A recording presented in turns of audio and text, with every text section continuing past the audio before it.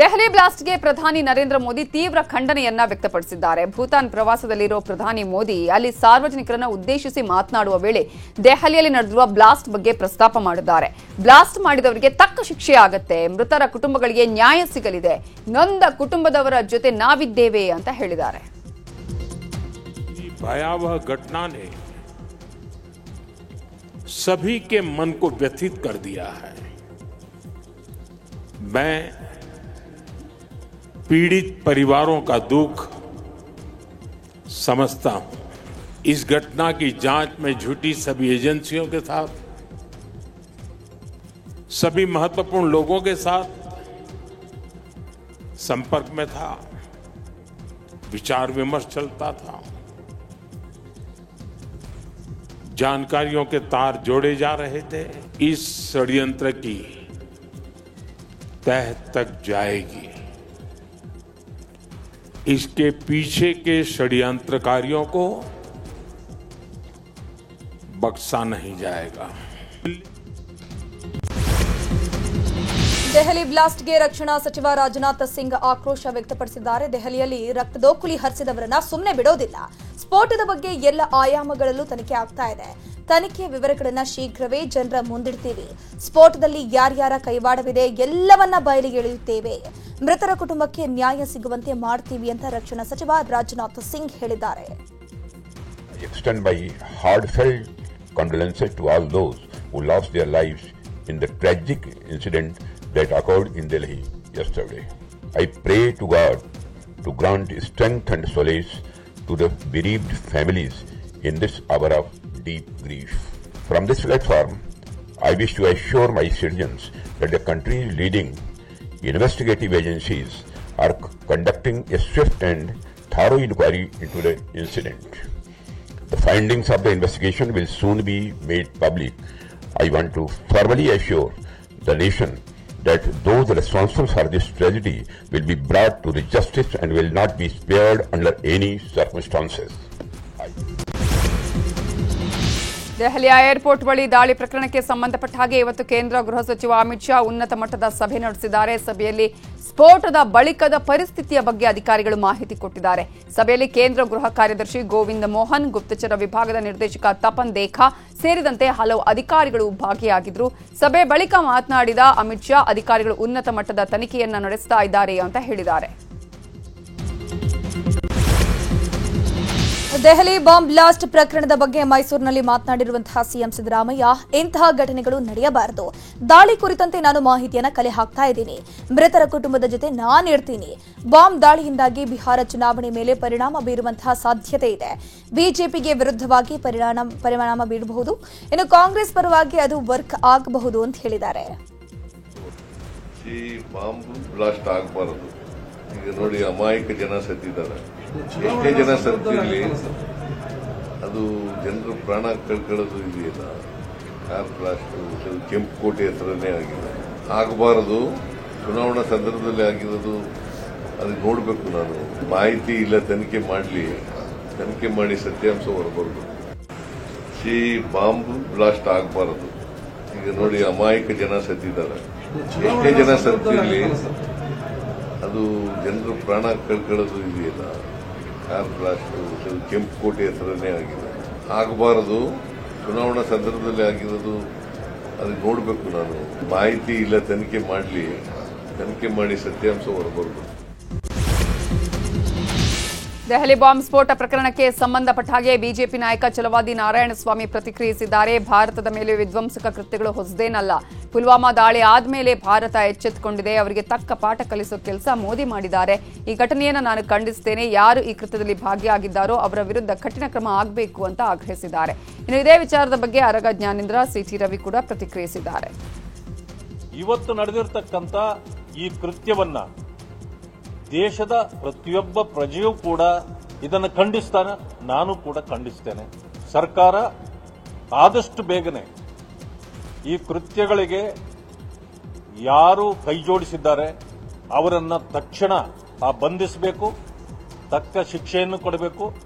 ಇದರ ಹಿಂದೆ ಇರತಕ್ಕಂಥವರ ಯಾರು ಕೈವಾಡ ಇದೆ ಇದನ್ನು ಪರಿಶೀಲನೆ ಮಾಡಿ ಅವರ ವಿರುದ್ಧವೂ ಕೂಡ ಕ್ರಮ ಜರುಗಿಸಬೇಕು. ನಿನ್ನೆ ಡೆಲ್ಲಿಯ ಕೆಂಪುಕೋಟೆಯ ಬಳಿ ನಡೆದಂಥ ಕಾರ್ ಬಾಂಬ್ ಪ್ರಕರಣ ಇಡೀ ದೇಶ ಆಲೋಚನೆ ಮಾಡುವಂಥ ಒಂದು ಪರಿಸ್ಥಿತಿ. ಕಳೆದ 10-11 ವರ್ಷದಿಂದ ನಿಯಂತ್ರಣಕ್ಕೆ ಬಂದಿದ್ದಂಥ ಈ ಭಯೋತ್ಪಾದಕ ಕೃತ್ಯಗಳು ಇವನ್ನು ಹೀಗೆ ಬಿಡಬಾರ್ದು ಅಂತೇಳಿ ಹೇಳಿ ಭಯೋತ್ಪಾದಕರ ಮನಸ್ಸು ಮಾಡಿ ನಿನ್ನೆ ಕೆಂಪುಕೋಟೆಯ ಬಳಿ ಬಾಂಬನ್ನಿಟ್ಟಂಥ ಒಂದು ಪ್ರಯತ್ನಗಳು ನಡೀತಾ ಇದ್ದಾವೆ ಅಂತ ಹೇಳಿ ಅನಿಸುತ್ತೆ. ಇಡೀ ದೇಶ ಇದನ್ನು ಖಂಡಿಸಬೇಕಾಗಿದೆ ಮತ್ತು ಇದರ ವಿರುದ್ಧ ಜನಜಾಗೃತಿ ನಿರ್ಮಾಣ ಆಗಬೇಕಾಗಿದೆ. ಭಾಳಷ್ಟು ಜನ ಇದರ ಮುಂಡುವಾದವನ್ನು ಮಾಡ್ತಾ ಇದ್ದಾರೆ. ಭಯೋತ್ಪಾದಕರಿಗೆ ಧರ್ಮ ಇಲ್ಲ ಅಂತೇಳಿ. ಆದರೆ ಭಯೋತ್ಪಾದಕರು ಆದಂಥವ್ರು ಎಲ್ಲರೂ ಒಂದೇ ಧರ್ಮದವರು ಅನ್ನುವಂಥದ್ದು ಚರ್ಚೆ ಆಗಬೇಕು. ಮನುಕುಲದ ನಾಶಕ್ಕಾಗಿ ಹೊರಟಿರ್ತಕ್ಕಂಥವ್ರು ಇವರೇ ಹೊರತು ಯಾವ ಧರ್ಮವನ್ನು ಉಳಿಸ್ಲಿಕ್ಕೂ ಇವರು ಹೋರಾಟ ಅಲ್ಲ. ಈ ಜಾಲದ ಒಳಗೆ ಜೀವ ಉಳಿಸೋದಕ್ಕೆ ಇರಬೇಕಾದಂಥ ವೈದ್ಯರುಗಳು ಭಾಗಿಯಾಗಿರೋದು, ರಾಷ್ಟ್ರಕಟ್ಟು ನಿರ್ಮಾಣದಲ್ಲಿ ಭಾಗಿಯಾಗಬೇಕಾದಂಥ ಇಂಜಿನಿಯರ್ಗಳು ಭಾಗಿಯಾಗಿರ್ತಕ್ಕಂಥದ್ದು ಆಘಾತಕಾರಿಯಾಗಿರ್ತಕ್ಕಂಥ ಕಳವಳಿಕಾರಿಯಾಗಿರ್ತಕ್ಕಂಥ ಸಂಗತಿ.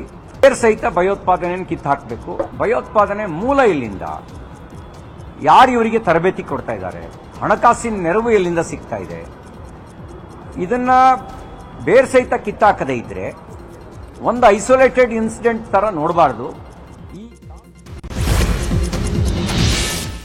ದೆಹಲಿ ಬಾಂಬ್ ಬ್ಲಾಸ್ಟ್ ಪ್ರಕರಣದ ಬಗ್ಗೆ ಮಂಡ್ಯದಲ್ಲಿ ಮಾತನಾಡಿದ ಸಚಿವ ಸಂತೋಷ್ ಲಾಡ್, ಕಳೆದ 10 ವರ್ಷದಲ್ಲಿ 25 ಬಾಂಬ್ ಬ್ಲಾಸ್ಟ್ ಆಗಿದೆ.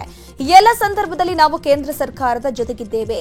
ಇದರಲ್ಲಿ ರಾಜಕೀಯ ಮಾತನಾಡಲ್ಲ. ಬಿಜೆಪಿಯವರು ಸಿದ್ದರಾಮಯ್ಯ ರಾಜೀನಾಮೆ ಕೇಳ್ತಾರಲ್ವಾ, ಈಗ ದೆಹಲಿಯಲ್ಲಿ ಸ್ಫೋಟವಾಗಿದೆ, ಹಾಗಾದ್ರೆ ಪ್ರಧಾನಿ ಮೋದಿ ರಾಜೀನಾಮೆ ಕೇಳ್ತಾರಾ? ಪೆಹಲ್ಗಾಮ್ ದುರಂತಕ್ಕೂ ಪ್ರಧಾನಿ ಮೋದಿ ಅವರು ಉಸಿರನ್ನ ಬಿಟ್ಟಿಲ್ಲ, ಹಾಗಾದ್ರೆ ಅವರ ರಾಜೀನಾಮೆ ಬೇಡವಾ? ಮೊದಲು ಈ ರೀತಿ ಮಾತನಾಡುವುದನ್ನ ವಿಪಕ್ಷದವರು ನಿಲ್ಲಿಸಬೇಕು ಅಂತ ಕಿಡಿಕಾರಿದ್ರು. ಇನ್ನು ಇದೇ ವಿಚಾರದ ಬಗ್ಗೆ ಸಚಿವ ಎಂಬಿ ಪಾಟೀಲ್, ಪ್ರದೀಪ್ ಈಶ್ವರ್ ಕೂಡ ರಿಯಾಕ್ಷನ್ ಕೊಟ್ಟಿದ್ದಾರೆ. ಕಳೆದ 10 ವರ್ಷದಿಂದ ಸುಮಾರು 24ರಿಂದ 25 ರೀತಿ ಬಾಂಬ್ ಸ್ಫೋಟಗಳಾಗಿದೆ. ವಿಶೇಷವಾಗಿ ಒಂದು 5-6 ಅಂತೂ ಭಾಳ ದೊಡ್ಡ ಪ್ರಮಾಣದಲ್ಲಾಗಿದೆ. ಇದನ್ನು ಖಂಡಿಸ್ತೀವಿ. ಒಂದು ಪುಲ್ವಾಮಾ ಆಗಿರ್ಬೋದು, ಪಹಲ್ಗಾಮ್ ಆಗಿರ್ಬೋದು, ಬಾಲಾಕೋಟ್ ಆಗಿರ್ಬೋದು, ಉರಿ ಆಗಿರ್ಬೋದು, ಪಠಾನ್ಕೋಟ್ ಆಗಿರ್ಬೋದು, ಇವತ್ತಾಗಿರ್ತಕ್ಕಂಥ ಇನ್ಸಿಡೆಂಟ್, ನಿನ್ನೆ ಆಗಿರ್ತಕ್ಕಂಥ ಇನ್ಸಿಡೆಂಟ್ ಆಗಿರ್ಬೋದು, ಯಾವಾಗಲೂ ಇಂಥ ಸಂದರ್ಭದಲ್ಲಿ ಇದರ ರಾಜಕೀಯ ಇಲ್ಲ, ಪಕ್ಷಾತೀತವಾಗಿ ನಾವು ಯಾವಾಗಲೂ ಸರ್ಕಾರದ ಪರವಾಗಿ ಇದೀವಿ ಅಂತ ತಮ್ಮ ಮುಖಾಂತರ ಹೇಳಲಿಕ್ಕೆ ಬಯಸ್ತೇನೆ. ದೇಶದ ಹಿತದೃಷ್ಟಿ ನಮಗೆ ಮುಖ್ಯ ಆಗಿರ್ತದೆ. ಇದರ ಬಗ್ಗೆ ಈ ಸಂದರ್ಭದಲ್ಲಿ ರಾಜಕೀಯ ಮಾತನಾಡತಕ್ಕಂಥ ಅವಶ್ಯಕತೆ ಇಲ್ಲ. ಡೆಲ್ಲಿ ಬ್ಲಾಸ್ಟ್ಗೆ ಬಿಹಾರ್ ಚುನಾವಣೆಗೆ ನಾವು ತಳಕು ಹಾಕುವಂಥದ್ದಲ್ಲ. ಅದು ಉಗ್ರಗಾಮಿಗಳ ಕೈವಾಡನ ಅಥವಾ ಕೆಮಿಕಲ್ ಇದನ್ನು ಅಂಥೇಳಿ ಅದು ಸ್ಪಷ್ಟಗೊಳ್ಳಬೇಕಾಗಿದೆ. ಎಲ್ಲರೂ ಕೂಡ ಇವತ್ತೊಂದು ಅದನ್ನು ಖಂಡನೆ ಮಾಡ್ತೀವಿ. ಮತ್ತು ಇಂಥ ವಿಚಾರದಲ್ಲಿ ಇವತ್ತೊಂದು ಸಹ ಎಲ್ಲರೂ ನಾವು ದೇಶದ ಪರವಾಗಿ, ನಾವು ಜನರ ಪರವಾಗಿ ಒಗ್ಗಟ್ಟಾಗಿದ್ದೀವಿ. ಈ ರೀತಿ ರೆಡ್ ಫೋರ್ಟ್ ಹತ್ರ ಆಗುವಂಥದ್ದು ಇವೆಲ್ಲನೂ ಕೂಡ ಎಲ್ಲೋ ಒಂದು ಕಡೆ ನಮ್ಮ ಸೆಕ್ಯೂರಿಟಿ ಏನಿದೆ, ಭದ್ರತಾ ವೈಫಲ್ಯ ಕೂಡ ಆಗ್ತದೆ. ಆದರೆ ನಾವು ಈಗ ಆ ವಿಷಯನ ಎತ್ತಲಿಕ್ಕೆ ಬಯಸೋದಲ್ಲ. ಇದು ತನಿಖೆ ಆಗಬೇಕು. ಅದಕ್ಕೆ ಯಾವುದೋ ರೀತಿಯ ಕ್ರಮಗಳನ್ನು ಕೈಗೊಳ್ತೀರಿ ನಾವು ನಮ್ಮ ಪಕ್ಷ ಸಹ ಅದಕ್ಕೆ ಸಪೋರ್ಟ್ ಮಾಡ್ತೀವಿ. ಇಂಟೆಲಿಜೆನ್ಸ್ ಬ್ಯೂರೋ ಫೇಲ್ ಆಗಿದೆ. ರೆಡ್ ಫೋರ್ಟ್ ಹತ್ರ ಪ್ರಧಾನಿಗಳು ಪ್ರತಿದಿನ ನಡೆಯುವಂತಹ, ಓಡಾಡುವಂತಹ, ರಾಷ್ಟ್ರಪತಿಗಳು ಓಡಾಡುವಂತಹ ಜಾಗದಲ್ಲಿ ಬ್ಲಾಸ್ಟ್ ಆಗಿದೆ ಅಂದರೆ ಇದು ಕೇಂದ್ರದ ಬಿಜೆಪಿಯ ವೈಫಲ್ಯ. ಅಲ್ಲೆಲ್ಲೋ ಜೈಲಲ್ಲಿ ಫೋನ್ ಎತ್ಕೊಂಡ್ರೆ ಕಾಂಗ್ರೆಸ್ ಸರ್ಕಾರದ ಪ್ರಾಬ್ಲಮ್ ಆಗುತ್ತೆ. ಅಲ್ಲಿ ಡೆಲ್ಲಿಯಲ್ಲಿ ಏನಾದರೂ ಬಾಂಬ್ ಬ್ಲಾಸ್ಟ್ ಆದರೆ ಪಾಪ ಬಿಜೆಪಿಯವರು ಅಮಾಯಕರಂತೆ. ಬಿಜೆಪಿ ನೈತಿಕ ಹೊಣೆ ಹೊರಬೇಕು. ನೈತಿಕತೆ ಇದ್ರೆ ಪ್ರಧಾನಿಗಳು, ಗೃಹ ಮಂತ್ರಿಗಳು ರಾಜೀನಾಮೆ ಕೊಡಬೇಕು. ಇದು ಇಂಟರ್ನಲ್ ಸೆಕ್ಯೂರಿಟಿಗೆ ಬಹಳ ದೊಡ್ಡ ಹೊಡೆತ. ದೆಹಲಿಯ ಕೆಂಪುಕೋಟೆ ಬಳಿ ನಡೆದ ಕಾರ್ ಬ್ಲಾಸ್ಟ್ ಅಲ್ಲಿ ಸಾವನ್ನಪ್ಪಿರುವವರ ಸಂಖ್ಯೆ 12ಕ್ಕೆ ಏರಿಕೆಯಾಗಿದೆ. ದುರಂತದಲ್ಲಿ ಹಲವರಿಗೆ ಗಾಯ ಆಗಿದೆ. ಗಾಯಗೊಂಡವರನ್ನ ಸ್ಥಳೀಯ ಆಸ್ಪತ್ರೆಗೆ ದಾಖಲು ಮಾಡಲಾಗಿದೆ. ಈ ಘಟನೆ ಸಂಬಂಧ ಮತ್ತಷ್ಟು ಸಾವಿನ ಸಂಖ್ಯೆ ಏರಿಕೆಯಾಗುವಂತಹ ಸಾಧ್ಯತೆ ಇದೆ. ದೆಹಲಿಯ ಕೆಂಪುಕೋಟೆ ಬಳಿ ನಡೆದ ಕಾರು ಬ್ಲಾಸ್ಟ್ ಬಗ್ಗೆ ಗಾಯಾಳುವೊಬ್ಬರು ತಮಗಾದ ಅನುಭವ ಹಂಚಿಕೊಂಡಿದ್ದಾರೆ. ಸಂಜೆ 6:45 ಸುಮಾರಿಗೆ ನಾವು ವಾಟರ್ ಕ್ಯಾನ್ ತುಂಬಿಸಿಕೊಂಡು ಗಾಡಿಯಲ್ಲಿ ಹೋಗ್ತಿದ್ವಿ. ಅದೇ ವೇಳೆ ಕೆಂಪುಕೋಟೆಯಿಂದ 10 ಹೆಜ್ಜೆ ಹಿಂದೆ ಭಯಾನಕ ಶಬ್ದ ಬಂದು ಕಾರು ಬ್ಲಾಸ್ಟ್ ಆಯಿತು. ಈ ವೇಳೆ ನಾನು ಪ್ರಜ್ಞೆ ಕಳ್ಕೊಂಡು ಕೆಳಗೆ ಬಿದ್ದೆ. ಬ್ಲಾಸ್ಟ್ನಿಂದಾಗಿ ಇಡೀ ಪ್ರದೇಶದ ಸುತ್ತ ವಸ್ತುಗಳೆಲ್ಲವೂ ಕೂಡ ಚೆಲ್ಲೆಪಿಲ್ಲಿಯಾಗಿದ್ವು. ಕೂಡಲೇ ಪೊಲೀಸರು ಬಂದು ನಮ್ಮನ್ನ ರಕ್ಷಣೆ ಮಾಡಿದ್ರು ಅಂತ ಘಟನೆಯಲ್ಲಿ ಬಚಾವಾದ ವ್ಯಕ್ತಿ ತಮ್ಮ ಅನುಭವ ಹೇಳಿಕೊಂಡಿದ್ದಾರೆ.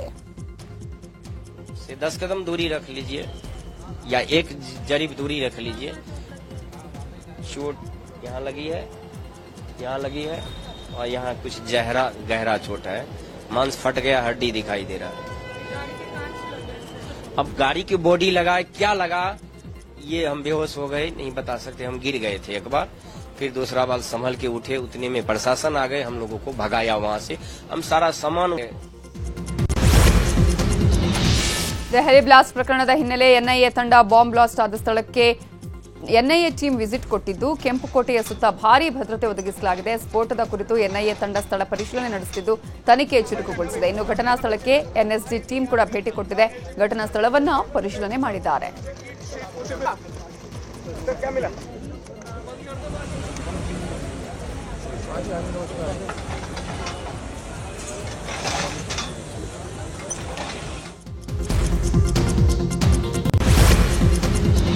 ನಿನ್ನೆ ಬೆಳಗ್ಗೆ 8 ಗಂಟೆಗೆ ಬರ್ದಾರ್ಪುರ ಗಡಿ ಮೂಲಕ I-20 ಕಾರು ದೆಹಲಿಗೆ ಎಂಟ್ರಿಯಾಗಿದೆ. ಮಧ್ಯಾಹ್ನ 1 ಗಂಟೆ ವೇಳೆಗೆ ದರಿಯಾಗಂಜ್ ಮೂಲಕ ಕಾಶ್ಮೀರಿ ಗೇಟ್ ರಸ್ತೆಯನ್ನು ಪ್ರವೇಶ ಮಾಡಿದೆ.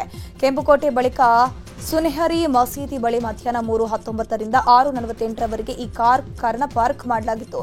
ಸುಮಾರು 3 ಗಂಟೆ ಒಂದೇ ಸ್ಥಳದಲ್ಲಿದ್ದ I-20 ಕಾರು ನಂತರ ಇಲ್ಲಿಂದ ಮೂವ್ ಆಗಿದ್ದು, ಕಾರು ಕೆಂಪುಕೋಟೆಯ ಮೆಟ್ರೋ ಸ್ಟೇಷನ್ ಸಿಗ್ನಲ್ ಬಳಿ ಸಂಜೆ 6:52ಕ್ಕೆ ಬ್ಲಾಸ್ಟ್ಗೊಂಡಿದೆ.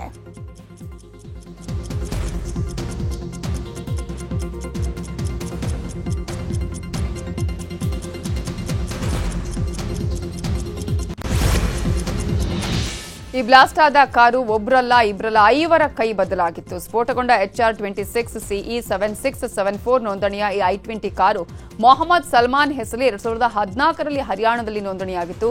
1.5 ವರ್ಷದ ಹಿಂದೆ ಕಾರು ಮಾರಿದ್ದ ಮೊಹಮ್ಮದ್ ಸಲ್ಮಾನ್ ದೆಹಲಿಯ ದೇವೇಂದರ್ ಅನ್ನೋರಿಗೆ ಕಾರು ಮಾರಾಟ ಮಾಡಿದ್ರು.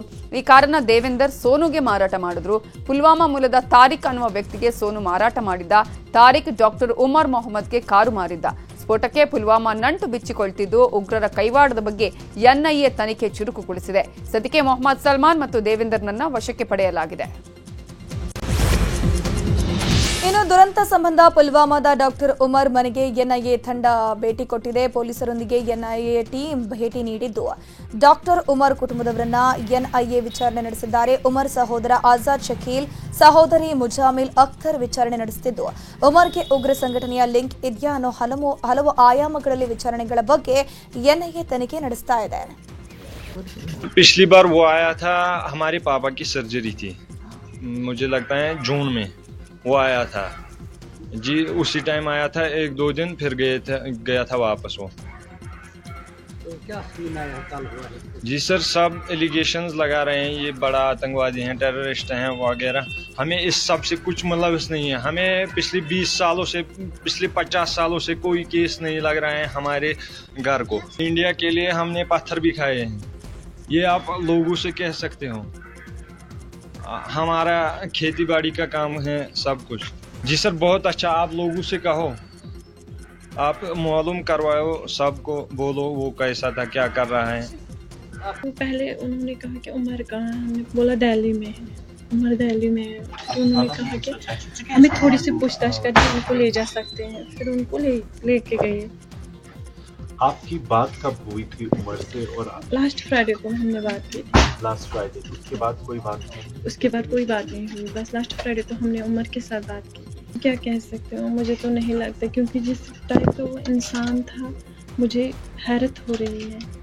आप लोग बोल रहे हो, मुझे हैरत हो रही है कि वो ऐसा भी कुछ कर सकता है. वो कब निकले थे कश्मीर से? कहाँ पर नौकरी कर रहे थे आजकल? वो तो फरीदाबाद में नौकरी कर रहे थे पिछले 1.5 साल या 2 साल से, क्योंकि मेरा बेटा भी 2 साल का है. उससे पहले वो GMC अनंतनाग में था.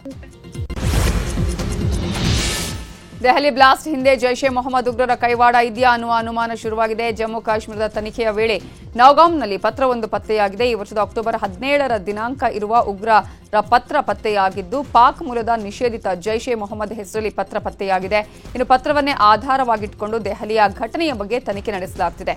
ಈ ಪತ್ರಕ್ಕೂ ದೆಹಲಿಯ ಸ್ಫೋಟಕ್ಕೆ ಏನಾದರೂ ನಂಟಿದೆಯಾ, ಇದರ ಹಿಂದೆ ಜೈಷ್ ಟು ಮೊಹಮ್ಮದ್ ಕೈವಾಡ ಇದೆಯಾ ಅನ್ನೋದರ ಬಗ್ಗೆ ಕೂಡ ತನಿಖೆಯನ್ನ ನಡೆಸಲಾಗ್ತಾ ಇದೆ.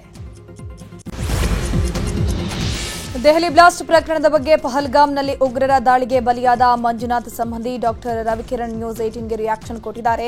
ಪಾಕಿಸ್ತಾನಕ್ಕೆ ಯಾವುದೇ ರೀತಿಯ ಅವಕಾಶವನ್ನು ಸರ್ಕಾರ ಕೊಡಬಾರದು, ನೇರವಾಗಿ ಯುದ್ಧ ಘೋಷಣೆ ಮಾಡಬೇಕು, ಭೂಪಟದಲ್ಲಿ ಪಾಕಿಸ್ತಾನವೇ ಇಲ್ಲದ ಹಾಗೆ ಮಾಡಿಬಿಡಬೇಕು. ಈ ಬಾರಿ ಅವರು ಮಾಡಿರೋದು ದೇಶದ ಹೃದಯ ಭಾಗಕ್ಕೆ.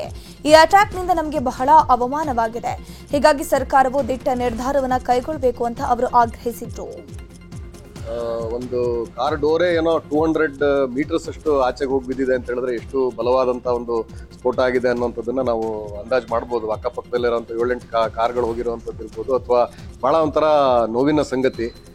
ಇದು ಮೇಲ್ನೋಟಕ್ಕೆ ನಮ್ಗಳಿಗೆ ತುಂಬಾ ಸ್ಪಷ್ಟವಾಗಿ ಕಾಣಿಸ್ತಾ ಇದೆ, ಇದರೊಳಗೆ ಪಾಕಿಸ್ತಾನದ ಇನ್ವಾಲ್ವ್ಮೆಂಟ್ ಇದೆ ಅನ್ನೋಂಥದ್ದು ಬಹಳ ನೇರವಾಗಿ ಕಾಣಿಸ್ತಾ ಇದೆ. ಯಾಕಂದ್ರೆ ಜೈಷೆ ತೊಯ್ಬಾ ಇರ್ಬೋದು ಅಥವಾ ಬೇರೆ ಬೇರೆ ಯಾವುದೇ ಉಗ್ರ ಸಂಘಟನೆಗಳಿರ್ಬೋದು, ಅದನ್ನ ಸಾಕ್ತಾ ಇರುವಂತದ್ದೇ ಪಾಕಿಸ್ತಾನ.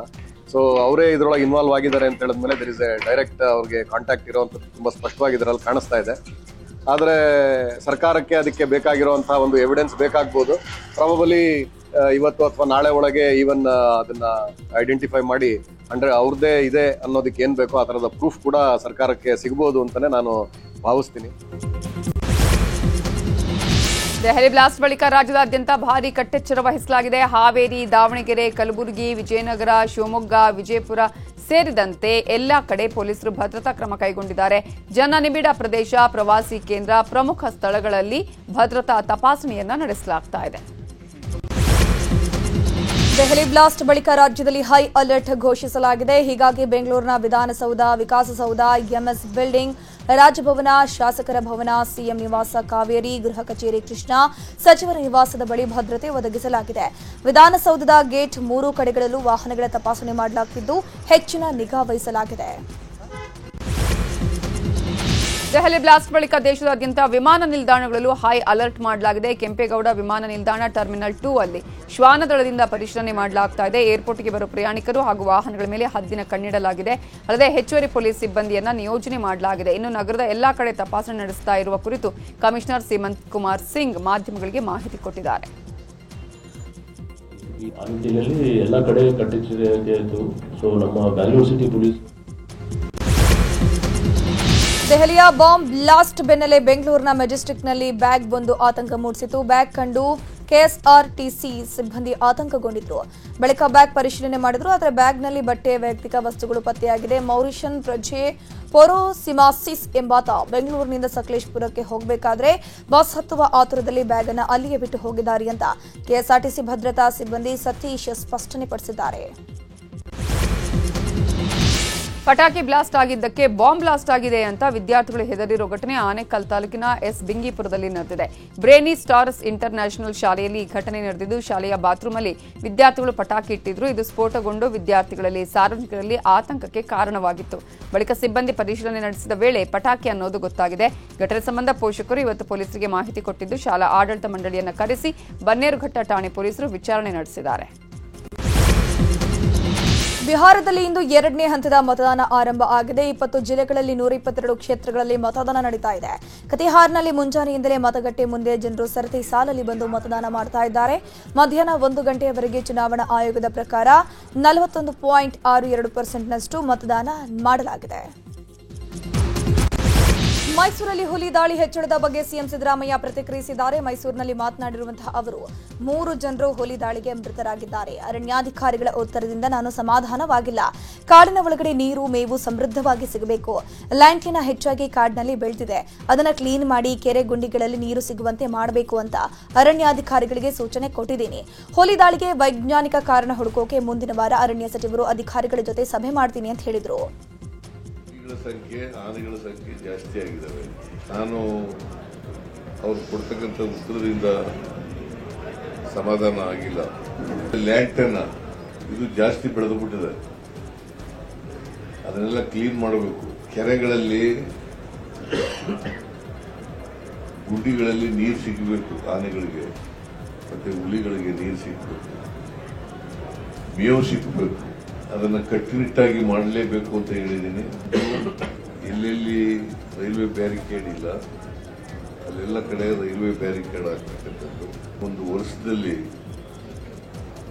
ಎಲ್ಲೆಲ್ಲಿ ರೈಲ್ವೆ ಬ್ಯಾರಿಕೇಡ್ ಅಗತ್ಯ ಇದೆ ಅಲ್ಲೆಲ್ಲ ಕೂಡ ರೈಲ್ವೆ ಬ್ಯಾರಿಕೇಡ್ ಆಗ್ತಕ್ಕಂಥದ್ದು. ಪ್ರಾಣಿಗಳು ಹೊರಗಡೆ ಬರದಂತೆ ಕಾಡಿನಲ್ಲಿ ಕಾವಲು ಕಾಯ್ತಕ್ಕಂಥ ಕೆಲಸವನ್ನು ಮಾಡಬೇಕು. ಹುಲಿಗಳ ಸಂಖ್ಯೆ.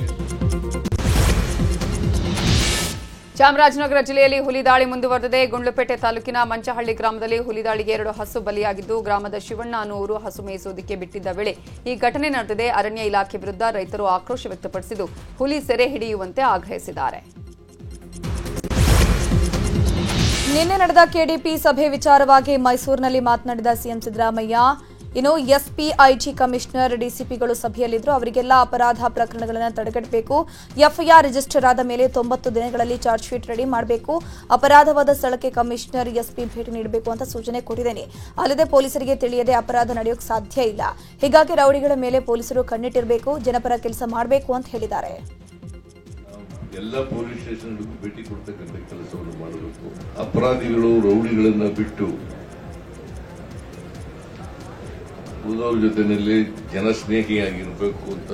ಕೊಲೆ ಇರ್ಬೋದು, ಡಕಾಯಿತಿ ಇರ್ಬೋದು, ಕಳ್ತನ ಇರ್ಬೋದು, ಚೈನ್ ಸ್ನ್ಯಾಚಿಂಗ್ ಇರ್ಬೋದು, ಅವೆಲ್ಲ ಕಡಿಮೆ ಆಗಬೇಕು.